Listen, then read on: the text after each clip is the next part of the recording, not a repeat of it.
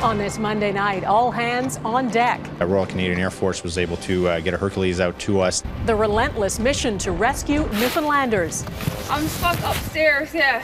And an impending crisis over dwindling supplies. There's no milk, and this is my third stop. China's coronavirus outbreak. The scramble to contain a deadly illness rapidly spreading from human to human. Meng Wanzhou back in court. The Huawei Executive's extradition hearing begins in Vancouver.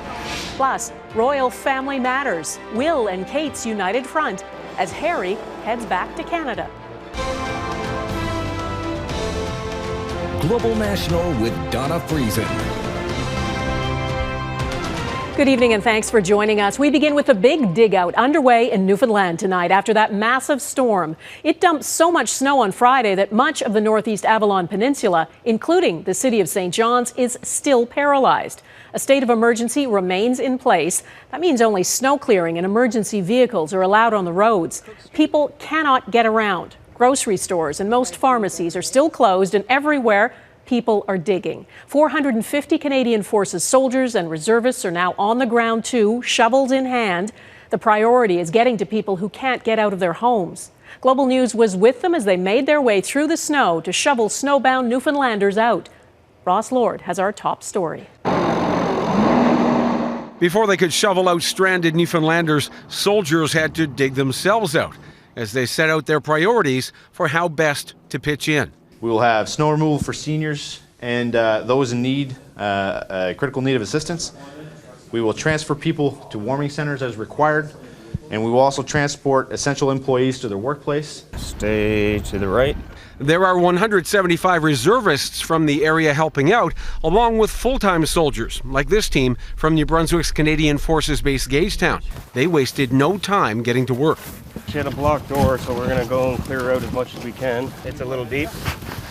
The woman inside has been stranded.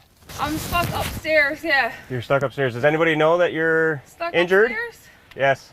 No. So we made sure that she didn't need any further medical attention and asked her if the only thing that she required was to clear her doorway to make sure that she could leave or family members to come in and check on her. For some, outcomes are tragic. This house in Elliston near Bonavista was destroyed by fire. The occupants escaped safely, but emergency responders were powerless to put it out.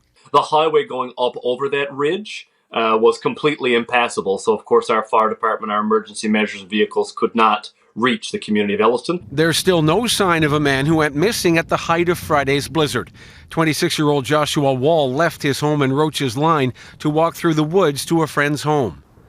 In St. John's, authorities say the state of emergency will remain in place until it's safe to lift it. Residents are being told to avoid buying gas unless they need it for plowing snow or for household emergencies. It's an emergency. We're out of fuel, but out of household fuel. With most stores closed, available food supplies are becoming scarce. Nothing. They're only selling gasoline.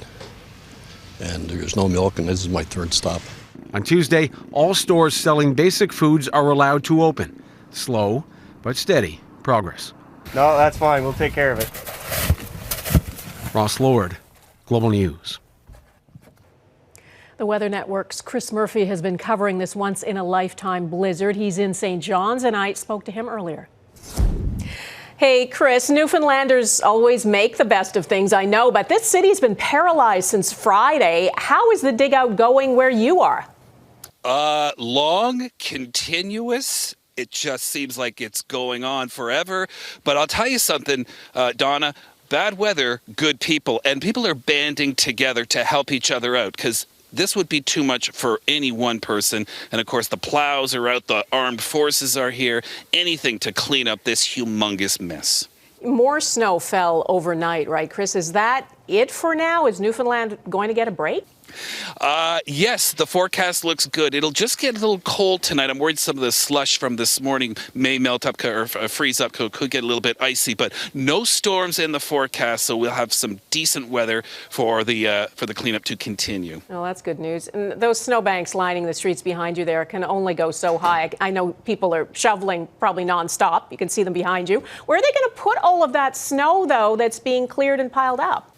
Well, that really is the million-dollar question, because these bags are just humongous. Well, you know that we've been seeing dump trucks going back and forth all morning, all day long. They leave empty, they come back full, and a lot of it is going into the harbor. So they lifted that ban because this is extenuating circumstances, so they're putting a lot of it there. Otherwise, it's people just trying to band together, shovel it out, and as you can see, the piles are getting higher and higher. Hey, Chris, I know you've been, covering weather events for years, couple of decades. Have you seen anything like this or been in the middle of something like this before? No, this is unprecedented for me. I mean, I've done floods and I've done even Hurricane Dorian in Nova Scotia, and that was something back in September. But not only have I not seen anything like this, and I'm from Toronto, but I'm talking to battle-hardened Newfoundlanders who've been here their whole lives, and almost every one of them are saying, nope, never seen anything like this. So this is one for the books, and it's certainly one I'll never forget. All right. I'm sure a lot of people there will remember it for the lifetime. Chris from the Weather Network in St. John's, thanks so much. There's a development in a tragic story that happened a year ago when bitter cold gripped Montreal. Former Bloc Quebecois leader Gill 93-year-old mother died after being trapped outside her senior's home, and the family is now suing the care home. Hélène Rowley-Hot-Duceppe died of hypothermia. A fire alarm went off in the middle of the night at the Lux-Gouverneur building in Montreal. There was no fire, but she was stuck outside for nearly 6 hours in minus 35-degree temperatures because her access card wouldn't work and nobody noticed she was missing. A coroner ruled her death was accidental. The family says it was avoidable. Human beings are human beings. It's not a bank account. But when you're paying a lot, you hope that at least when they're advertising that they render that great kind of services, and it's not the case, well, it's shocking. The Duceppe family is seeking $1.25 million in damages from the senior's home. The family announced last July they were prepared to take legal action if the residents did not respond. There is an alarming development tonight in the outbreak of a new SARS-like respiratory illness, first detected in China. Officials there now confirm the coronavirus has been spread from human to human. The first cases of the pneumonia-like virus were detected last month, and over the weekend, the number of cases soared, extending to Japan, South Korea, and Thailand, and at least 3 people have died. Here in Canada, 3 people were suspected of having it, but this afternoon that was ruled out. As Heather Yourex-West reports, the Chief Public Health Officer warns this is a virus that could spread rapidly. Concern about the spread of a new SARS-like illness is building across many Chinese cities this week as the country prepares to ring in the Lunar New Year. Yes, it will impact my plans during Chinese New Year, this college student says, because the virus could spread faster in crowded places. What began with a handful of cases linked to a seafood market in central China last month is spreading at an alarming pace. Chinese health officials confirmed Monday the virus is now spreading through human contact. I think it's really an indication that this is not likely to be contained, sort of the genie's out of the bottle, if you will. This Toronto-based company uses artificial intelligence and advanced data analytics to track emerging health threats. It first became aware of the new coronavirus outbreak in China on New Year's Eve. Since then, it's been looking at international air travel patterns to predict how the disease could spread. We actually did publish some of this work in the Journal of Travel Medicine, looking at the anticipated spread across the region. And in fact, many of the cities at the top of our list have now been affected. Around 200 cases have been reported where the virus first appeared in Wuhan, but there have also been cases confirmed in Beijing, Shanghai, and Guangdong province, as well as in South Korea, Japan, and Thailand. The World Health Organization announced Monday that an emergency committee has been formed to determine whether the outbreak constitutes a public health emergency of international concern. The outbreak already shares a number of similarities to the deadly SARS outbreak that left 44 Canadians dead in 2003. It's not yet known just how dangerous this new form of coronavirus will be. So far, at least 3 people have died. Canada's Chief Public Health Officer says given the number of people who travel between China and Canada, cases of the new coronavirus here are not unexpected. Provincial health authorities have been told to be on alert for possible cases, and new signs and screening measures will be in place at the Vancouver, Toronto, and Montreal airports in the coming days. So far, though, no Canadians have become ill with the virus either here or abroad. Heather Yourex-West, Global News, Calgary.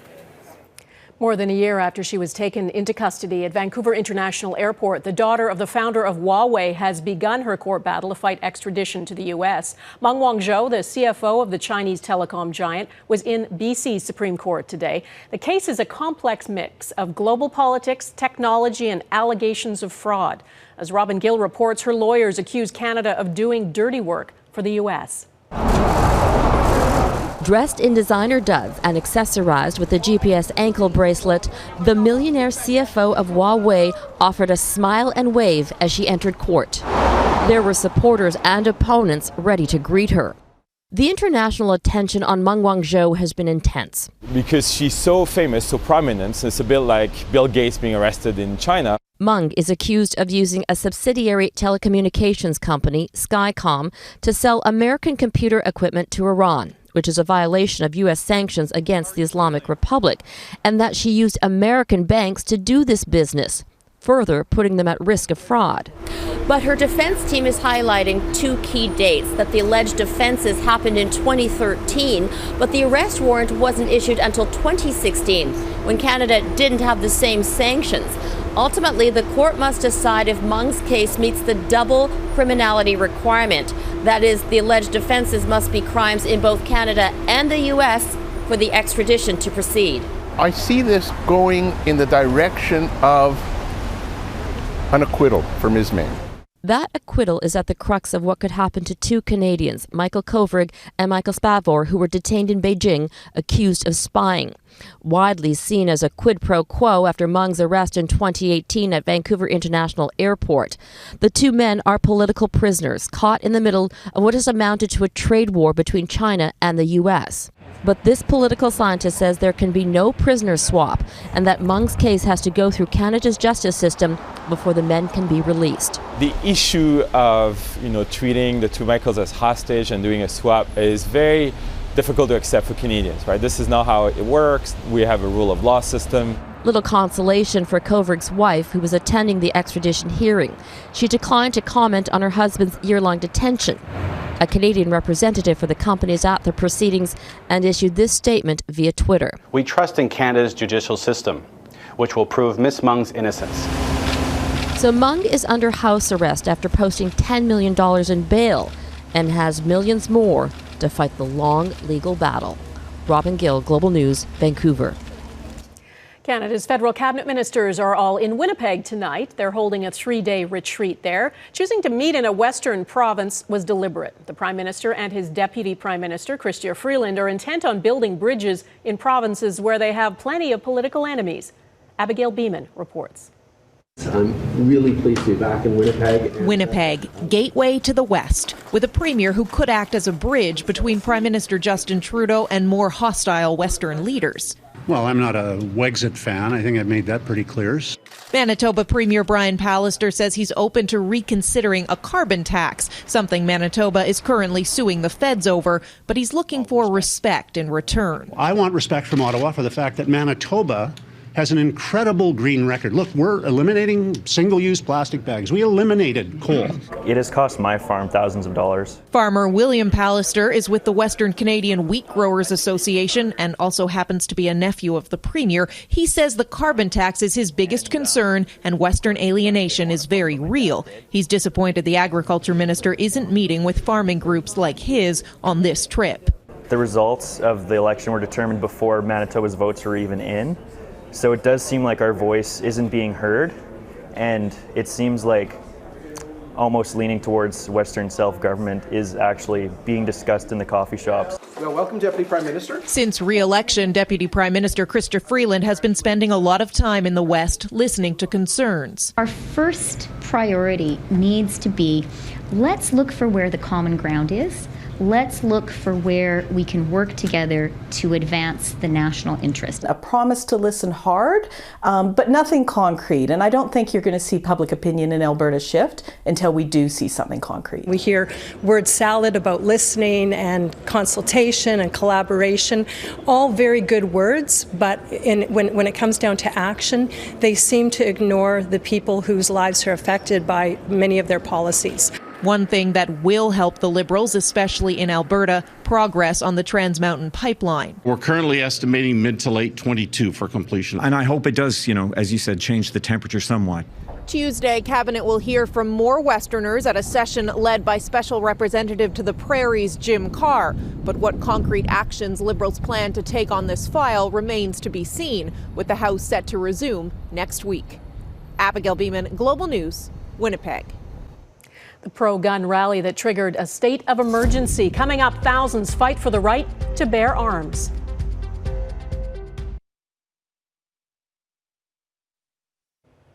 Thousands of pro-gun advocates, many of them armed, have converged on the state capitol in the American state of Virginia. They're opposed to a series of new gun control measures being considered by the state legislature. The rally attracted gun owners from across the country. Hoping to head off any trouble, the governor declared a state of emergency before it even started, and 7 alleged white supremacists, including a Canadian, were arrested last week. Jackson Prosco explains what happened. Armed and angry, they marched on Virginia's state capitol. USA! Gun owners who believe they're on the verge of losing their right to bear arms. I don't think there should be any regulations on our Second Amendment. Shall not be infringed is there for a reason. I carry it with me every day. I feel safe that way. I am a single female, and I think it makes a big difference in my life. More than 22,000 marchers came to Richmond, many from across America. United we stand, and I'll stand with these awesome people here. Believing the state's proposed gun laws requiring background checks and limiting buyers to 1 handgun purchase per month could mark the beginning of the end of the Second Amendment in the U.S. The laws were proposed in the wake of a mass shooting in the state that killed 12 last year. And they get by with this these wackadoo laws. It's just going to go across the country. Days before the rally, officials grew concerned that the event had been co-opted by neo-Nazis. 7 suspected white nationalists were arrested last week, including former Canadian Army reservist Patrick Matthews. Police worried they planned a violent disruption, like the deadly 2017 clash in Charlottesville. While President Donald Trump amped up the fears of gun owners, tweeting, "This is just the beginning. Don't let it happen. Vote Republican in 2020. Whether you like guns or you don't like guns, you can't take our rights away." In the end, the March on Richmond stayed peaceful, but offered a preview of a tense election year ahead, with gun control a trigger issue for voters on both sides. Jackson Prosco, Global News. Ahead, from wildfires to flash floods, the latest wild weather to hammer Australia.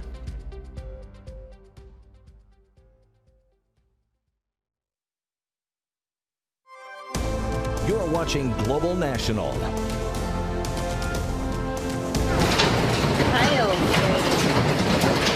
This is what's happening in Australia now. Golf ball-sized hailstones hammered the same areas that were devastated by wildfires. The hail hit hard in Canberra, the nation's capital, and in Melbourne and Sydney, damaging cars, punching holes in roofs and ripping branches from trees. And in central New South Wales, there are dust storms. Gusts over 90 kilometers an hour were recorded as walls of dust blew across some communities. The weather change provided some relief from the devastating wildfires, but authorities warn drier conditions and warmer temperatures are coming back in the days ahead. Rescue efforts have been called off for 7 climbers missing after an avalanche in Nepal. Fresh snowslides are preventing crews from looking for the 4 South Koreans and 3 local guides. They disappeared on Friday. About 200 other climbers were rescued by helicopter over the weekend. The initial avalanche was believed to have been triggered by heavy rain and snow along a popular trekking route at the base of Mount Annapurna. Next, the mixed reactions on Harry and Meghan as they prepare for their royal exit.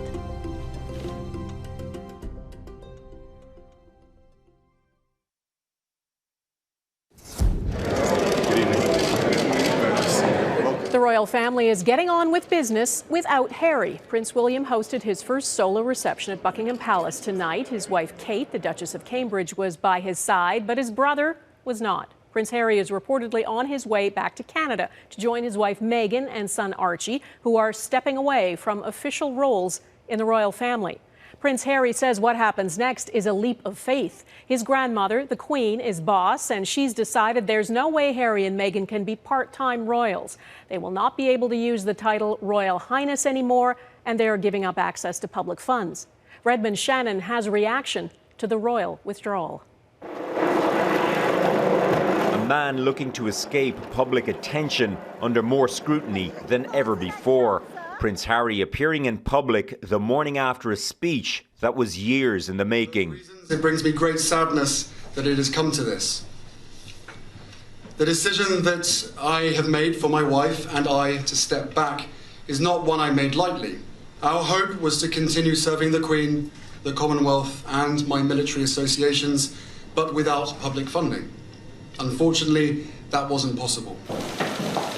After their deal with the Queen was announced on Saturday, Harry and Meghan will neither serve her directly, nor will they escape public funding. Well, Harry has said he doesn't want to receive any public funds, but his security is publicly funded, and that's very expensive. We know that overall the cost of funding the security of the royal family is over £100 million a year. Now, for Harry alone, it could well be £3 to £5 million. How the Canadian and British taxpayers share that bill has yet to be decided. I have a lot of sympathy for the couple. I don't have much sympathy for the royal family. I think they got lots of money. Mixed reactions from Britons in London and from Canadian tourists. She's taking him away from his family, and that's never a good sign. I think this is like a bit crazy that it's getting this much like publicity when there's like bigger things happening in the world. I understand that because of what he went through with his mom. Yes, so young and what happened. Prince Harry is now reportedly left for Canada to be with Meghan and their son Archie. No doubt happy to be out of the spotlight again and to start a new chapter of his life, one that could reshape the royal family for years to come. Donna? Redmond Shannon in London, thanks. And that is Global National for this Monday. I'm Donna Friesen. Tonight's Your Canada is Cross River in Chevery, Quebec. We'd love to see your Canada. Please email it to viewers@globalnational.com.